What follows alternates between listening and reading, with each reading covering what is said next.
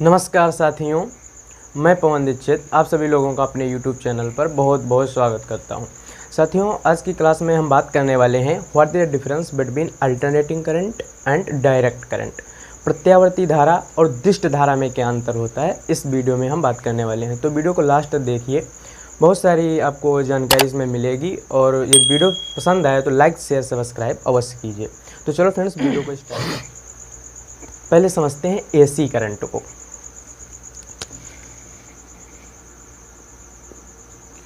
AC, तो AC current का friends full form होता है अल्टरनेटिंग करंट।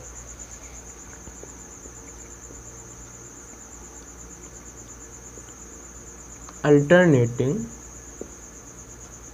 करंट AC का जो फ्रेंड्स फुल फॉर्म है वो होता है अल्टरनेटिंग करंट, और हिंदी में इसे कहते हैं प्रत्यावर्ती धारा। हिंदी में क्या कहते हैं इसे? प्रत्यावर्ती धारा। और AC का फुल फॉर्म होता है अल्टरनेटिंग करंट। देखो साथियों, जो हमारे घर में ट्रांसफार्मर के थ्रू जो करंट आता है हम सबके घरों में, उसमें मुख्य रूप से दो वायर होते हैं, एक फेज वायर और दूसरा न्यूट्रल। मुख्य रूप से दो वायर हैं, एक फेज वायर और दूसरा न्यूट्रल। एक कौन सा वायर है? फेज, और दूसरा न्यूट्रल। दो वायर हैं, एक फेज वायर होता है, दूसरा फ्रेंड्स होता है एक न्यूट्रल वायर। तो फेज वायर जो होता है फ्रेंड्स, इस फेज वायर को लाइव वायर भी कहते हैं। लाइव वायर, लाइव वायर भी कहते हैं, इसे हॉट वायर भी कहते हैं। हॉट वायर, इस वायर को पॉजिटिव वायर भी कहते हैं। फेज वायर को क्या कहते हैं? लाइव वायर कहते हैं, इसे हॉट वायर कहते हैं और इसे पॉजिटिव वायर कहते हैं। जबकि न्यूट्रल वायर को रिटर्न वायर कहते हैं। रिटर्न वायर, और इसे निगेटिव वायर भी कहते हैं। निगेटिव वायर, और इसे कोल्ड वायर भी कहते हैं। तो इन नामों से इसे जानते हैं। तो हमारे घरों में जो ट्रांसफार्मर के थ्रू जो फैंस लाइट आ रही है, उसमें मुख्य रूप से दो वायर होते हैं, एक फेज वायर, दूसरा न्यूट्रल वायर। और इन दो वायरों में जो मेन वायर है वो फेज वायर होता है। इन वायरों में भी जो मेन वायर है वो कौन सा वायर है? फेज वायर होता है। अच्छा, फेज वायर क्या होता है, इसको समझते हैं। फेज वायर क्या होता है? तो वो वायर जिससे करंट आता है, जिसमें करंट आता है वो क्या है? फेज वायर है। जिसमें इलेक्ट्रॉन फ्लो होते हैं, जिसमें क्या होता है? वोल्टेज होता है, वो कौन सा वायर होता है? फेज वायर होता है। फेज वायर क्या है? जिससे करंट आता है ट्रांसफार्मर के थ्रू, जो मेन सप्लाई करंट है इसी में आता है, फेज वायर में। फेज वायर क्या है? इसमें ट्रांसफार्मर के थ्रू मेन सप्लाई करंट आता है, तो जिससे करंट आता है वो फेज वायर है। न्यूट्रल वायर फिर क्या है? न्यूट्रल वायर फ्रेंड्स वह वायर है जिससे करंट जाता है। न्यूट्रल वायर वह वायर है जिससे जो करंट है वापस सिस्टम में चला जाता है। यानी फेज से करंट आता है और जो न्यूट्रल है उससे वापस चला जाता है। मान लो कोई आपने बल्ब को जलाया तो उसके लिए आपको एक फेज वायर लगाया, दूसरा न्यूट्रल। तो फेज से करंट जाता है, उस बल्ब से होकर न्यूट्रल के थ्रू वापस चला जाता है। इस न्यूट्रल क्या करता है? सर्किट को कंप्लीट करता है।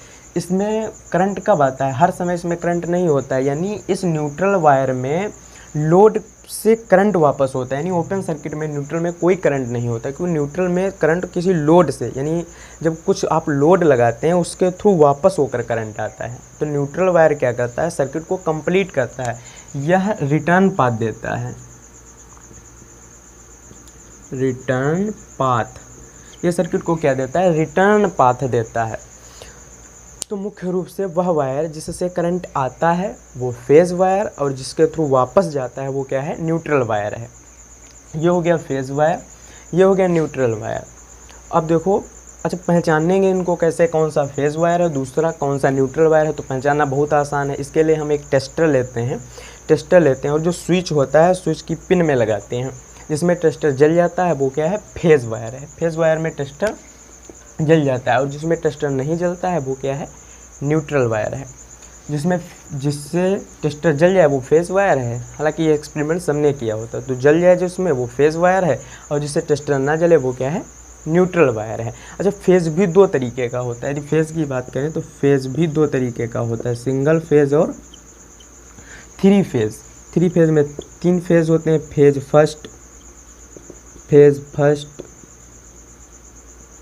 फेज सेकेंड, फेज थर्ड, और एक वायर कौन सा होता है, न्यूट्रल का होता है, RYB, रेड येलो ब्लू, और एक वायर कौन सा होता है, न्यूट्रल होता है। सिंगल फेज एसी में फ्रेंड्स किसी इलेक्ट्रिक अप्लायंस को चलाने के लिए मुख्य रूप से हमें दो वायर की आवश्यकता होती है, एक फेज वायर और दूसरा न्यूट्रल। मान लो ये कोई बल्ब है,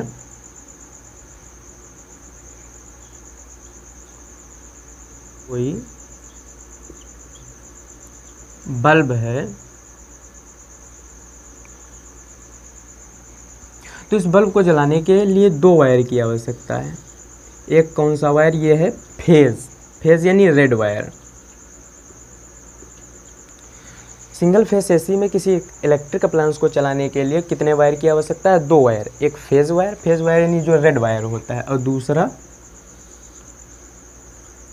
न्यूट्रल जो ब्लैक वायर होता है।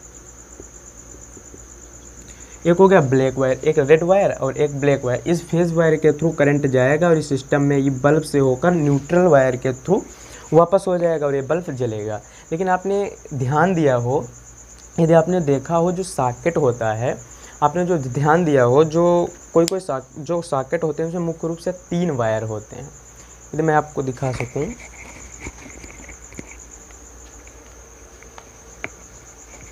आपने फ्रेंड्स ध्यान दिया होगा किसी भी सॉकेट में, जब हम सॉकेट देखते हैं तो किसी भी सॉकेट में मुख्य रूप से 3 पिन होती हैं। देखो एक ये पिन है, एक ये पिन है और एक ये मोटी जो आगे लंबी पिन है, ये अर्थ वायर होता है।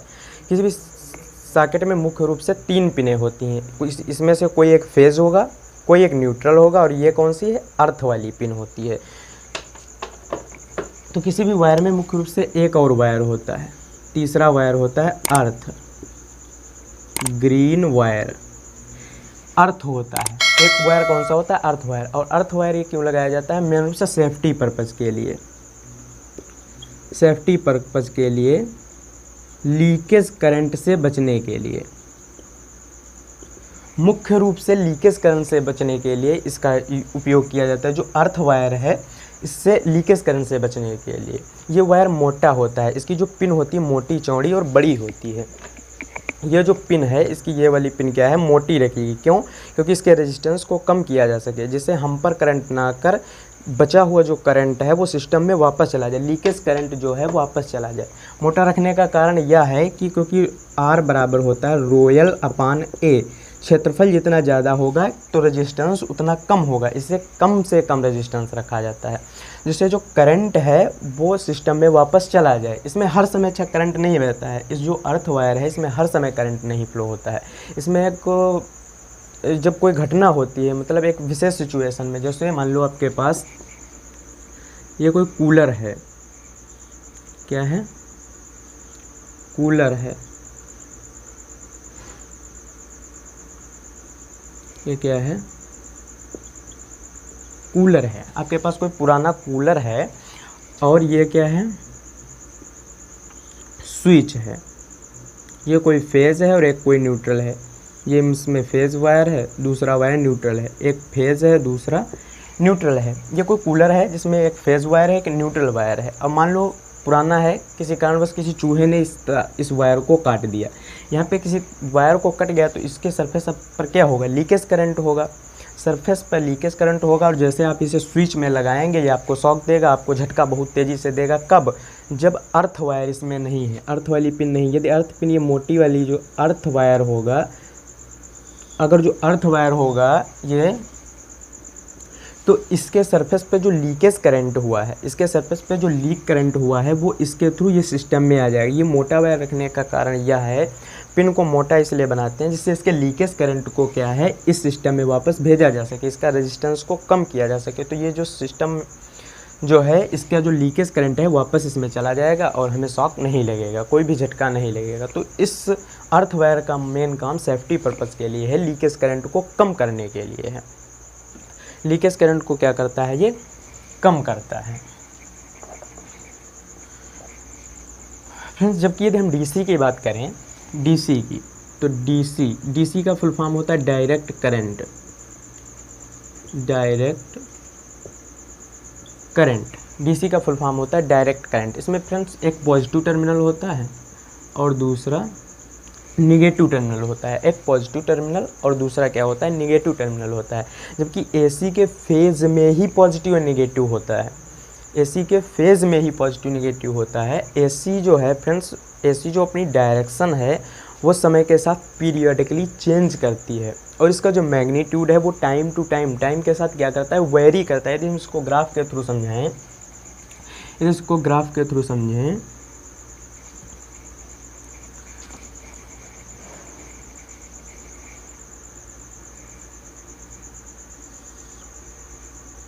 ये है टाइम और ये है मैग्नीट्यूड।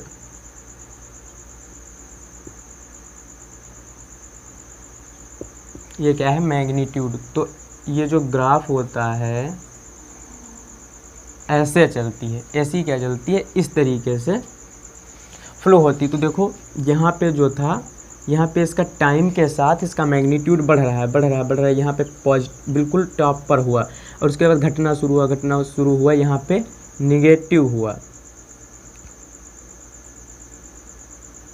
इस हिसाब से निगेटिव पॉजिटिव, निगेटिव पॉजिटिव, इस हिसाब से इसका ग्राफ चलता है, इस हिसाब से इसका ग्राफ चलता है। तो एसी का जो मैग्नीट्यूड है वो टाइम के साथ फ्रेंड्स वेरी करता है, पीरियडिकली चेंज होता है, और ये अपनी डायरेक्शन को क्या करता है, इस प्रकार से चेंज करता है, पॉजिटिव निगेटिव, इस हिसाब से चलता है। जबकि यदि हम बात करें डायरेक्ट करंट डीसी में, डीसी का जो मैग्नीट्यूड है वो कांस्टेंट रहता है।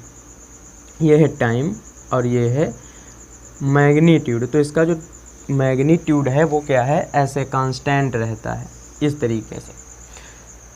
डीसी का जो मैग्नीट्यूड है फ्रेंड्स वो कांस्टेंट रहता है और एक ही डायरेक्शन में रहता है। डीसी का मैग्नीट्यूड कांस्टेंट है और टाइम के साथ एक ही डायरेक्शन में होता है, ये बदलता नहीं। जबकि एसी का जो मैग्नीट्यूड है वो टाइम के साथ वेरी करता है और डायरेक्शन भी इसकी पीरियडिकली क्या होती है, चेंज होती है।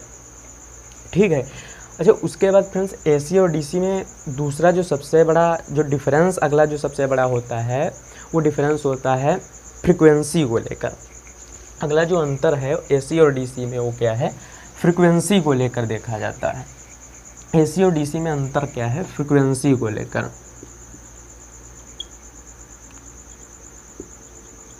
फ्रिक्वेंसी क्या समझते हैं फ्रेंड्स, फ्रिक्वेंसी क्या होती है?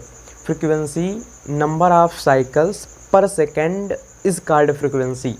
नंबर ऑफ साइकिल्स पर सेकेंड इज कॉल्ड फ्रिक्वेंसी, यानी प्रति सेकंड होने वाले जो कंपनों की संख्या है वो क्या है, फ्रिक्वेंसी है।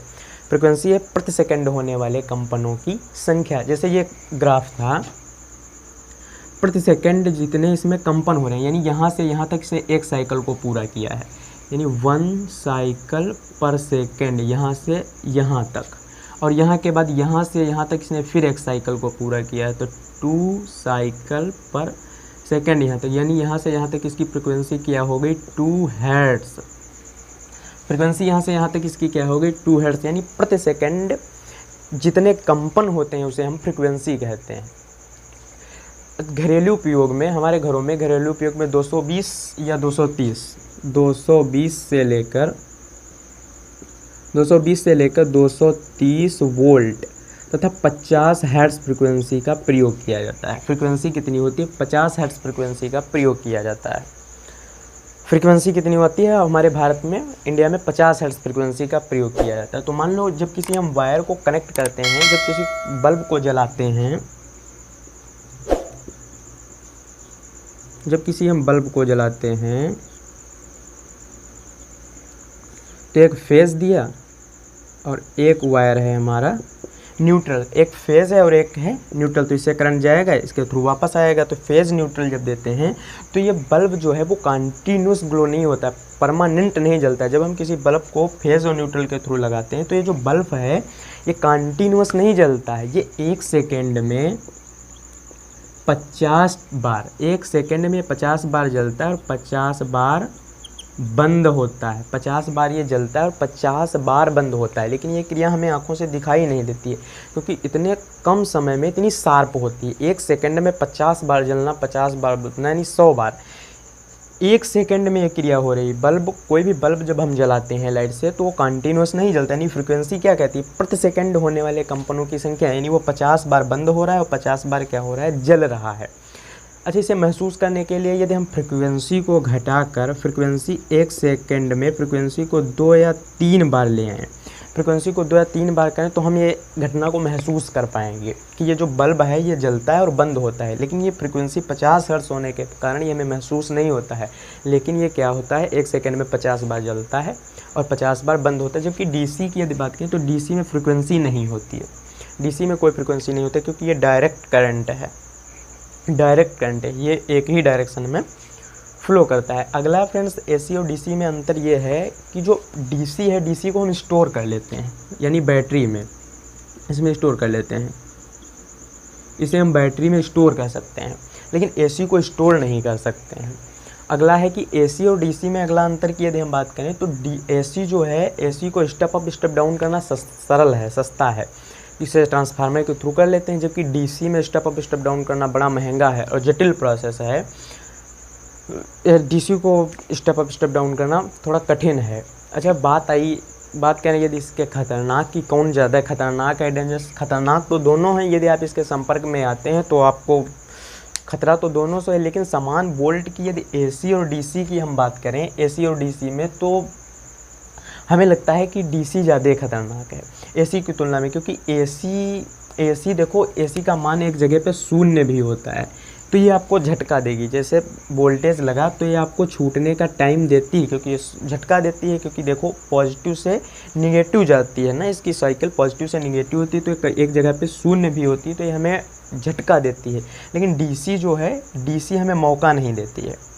डीसी क्या करती है, हमें मौका नहीं देती, क्योंकि ये डायरेक्ट करंट है। जबकि एसी हमें क्या देती है, झटका देती है। तो इस कारण हमारे हिसाब से कि डीसी जो है वो ज़्यादा खतरनाक होती है। फिलहाल खतरनाक तो दोनों ही हैं। तो इस प्रकार हम एसी और डीसी के बारे में आज समझें कि एसी और डीसी में क्या अंतर होता है। आशा करते हैं कि आपको ये वीडियो अच्छा लगा हो। यदि वीडियो अच्छा लगा हो तो अपनी कमेंट अवश्य लिखें और लाइक से सब्सक्राइब अवश्य करें। तो आज की क्लास को यहीं पे करते हैं समाप्त। मिलेंगे किसी नेक्स्ट वीडियो में, तब तक जय श्री कृष्णा, राधे राधे।